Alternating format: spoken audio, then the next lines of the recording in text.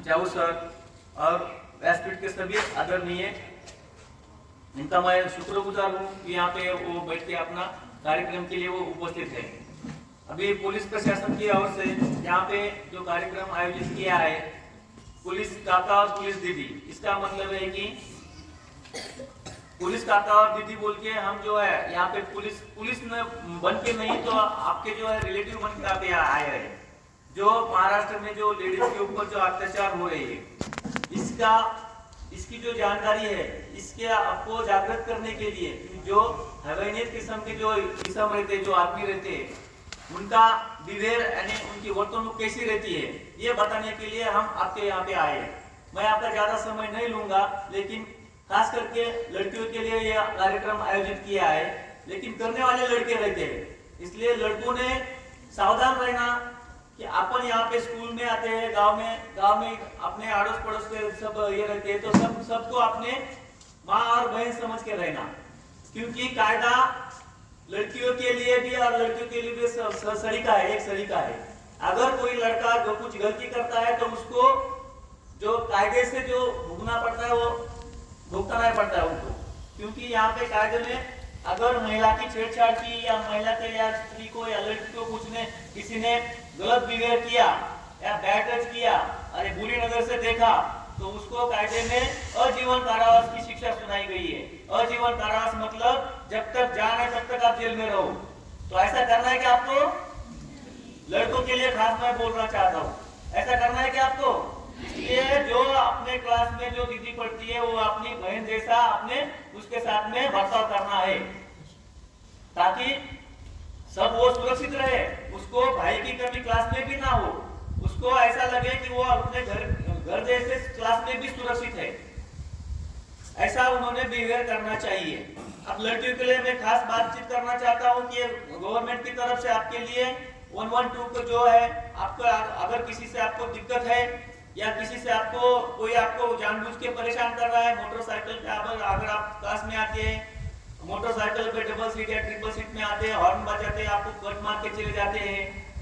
अब कुछ भी अनाप शनाप आपको देख के कोई गलत कमेंट्स करते हैं, तो उनके लिए आप उनकी शिकायत अपने गुरुजनों से भी, अपने शिक्षक वर्ग से भी कर सकते हैं, अपने माँ बाप से भी करना,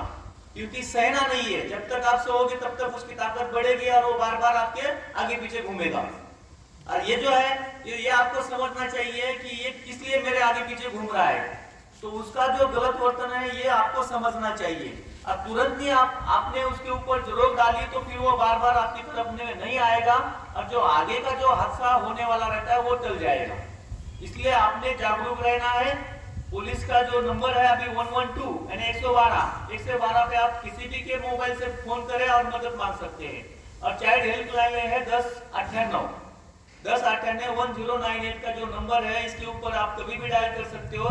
इसके ऊपर से भी आपको मदद मिलती है। अगर कोई आपको गलत बोल के या फंसा के कहीं पे लेके जाता है कुछ बोल के, और वहां पे जाने के बाद में आपको पता चलता है कि यहाँ पे कुछ तो गलत हो सकता है मेरे साथ में, आप घबराई हुई हो, तो आप यह नंबर कॉल करके आप पुलिस की मदद कर सकते हैं। आपको कायदे से बहुत अधिकार दिए हैं, उसका यूज करना है। अगर आपको क्लास में या स्कूल में या घर में अड़ोस पड़ोस के लोग कोई भी आपको परेशान करते हैं तो ये आपने सहन नहीं करना है, ये तुरंत ही अपने बुजुर्गों को यानी जो भी वरिष्ठ है अपने घर में उनको बताना है। इसके तौर पर यह कार्यक्रम रखा गया है। अगर किसी को कुछ दिक्कत है तो वो अभी भी मुझे शेयर कर सकते हैं, मैं उनके लिए 24 घंटे वो काम करने के लिए अभी प्रशासन से मैंने आपके ऊपर जो वर्दी पहनी है वो जन सामान्य लोगों की सेवा करने के लिए पहनी है। आप 24 घंटे में कभी आप